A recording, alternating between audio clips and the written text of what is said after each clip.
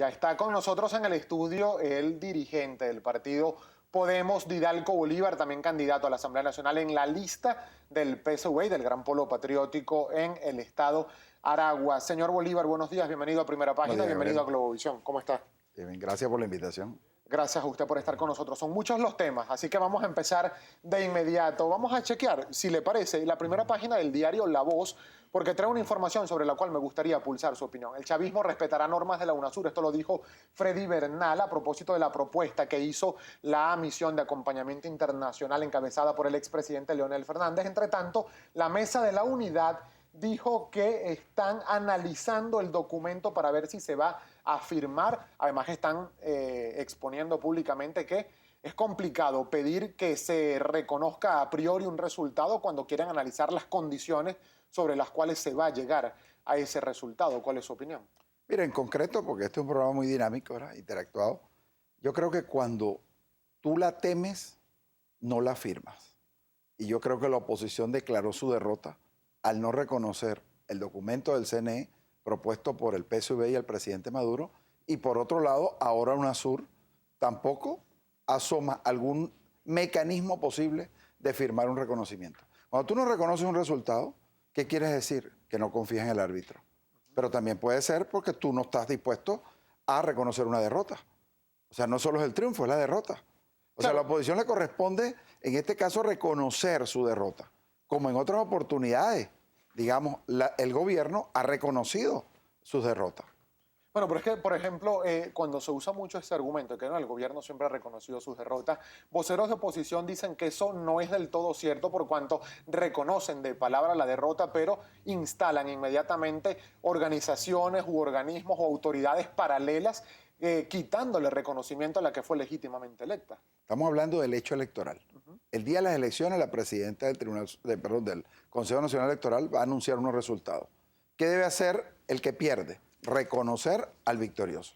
Y nosotros dijimos, si el resultado nos es adverso, nosotros reconoceremos ese resultado.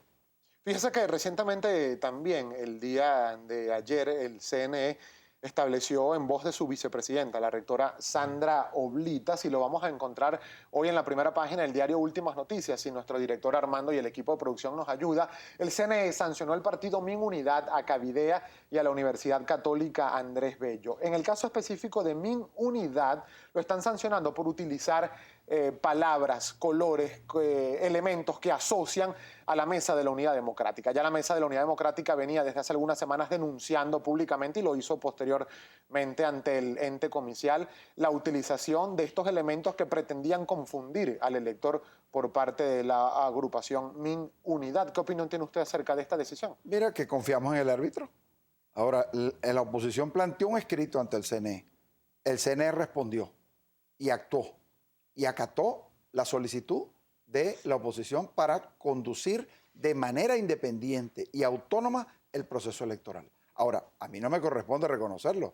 A quien le corresponde reconocer esta actitud del CNE es a la oposición, que no ha reconocido una sola cosa del Consejo Nacional Electoral. ¿Usted se siente como candidato, como dirigente de un partido que integra el Gran Polo Patriótico, señor Bolívar, satisfecho con lo que ya se vislumbra va a ser el programa de acompañamiento internacional? ¿Y qué opinión tiene acerca de estas voces que desde la oposición solicitan la ampliación del programa de acompañamiento y que sea más bien un programa de observación internacional donde se incluya, entre otras instituciones, solicitan ellos, a la Organización de Estados Americanos, a la Unión Europea, entre otros? Mira, yo confío en UNASUR y confío en un hombre como Leonel Fernández.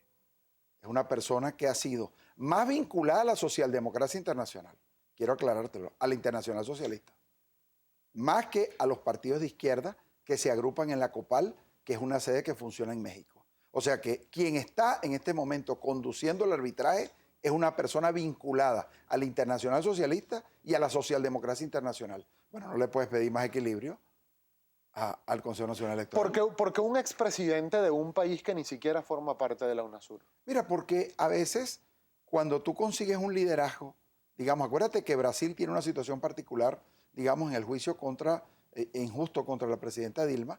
Argentina en este momento está en elecciones. Colombia va a un referéndum.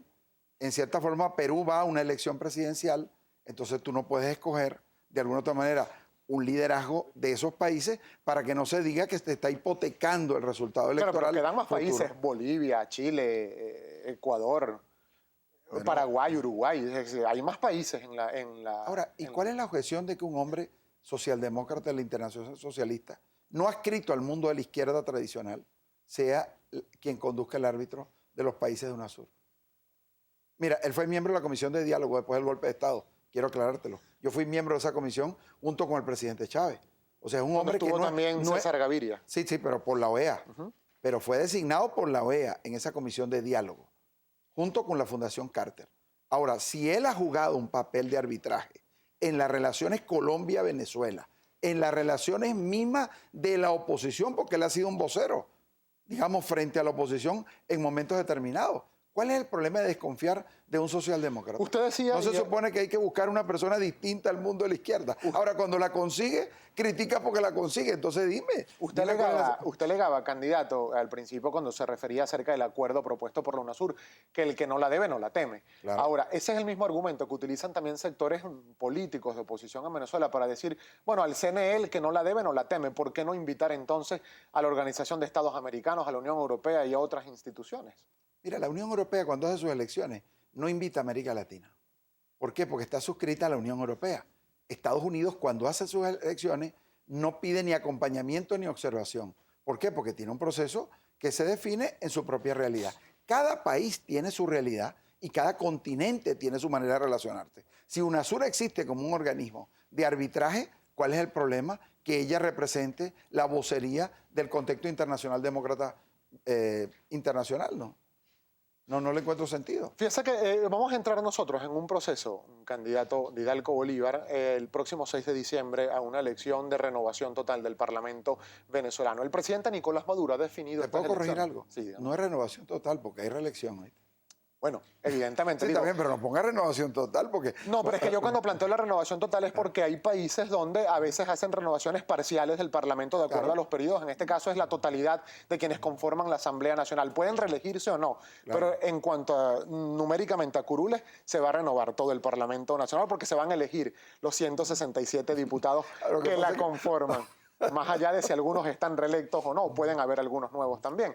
Le preguntaba esto porque el presidente Nicolás Maduro la definió como una de las elecciones más difíciles que va a enfrentar la revolución bolivariana. Recientemente ha dicho también que le pide al pueblo chavista que esté inconforme o decepcionado o molesto, que no lo abandonen, que no abandonen al proyecto revolucionario. Y esto de forma u otra en respuesta a lo que algunos sectores de oposición hablan de las encuestas que dicen que la oposición estaría aventajando al gobierno en un poco más de un 25-30%.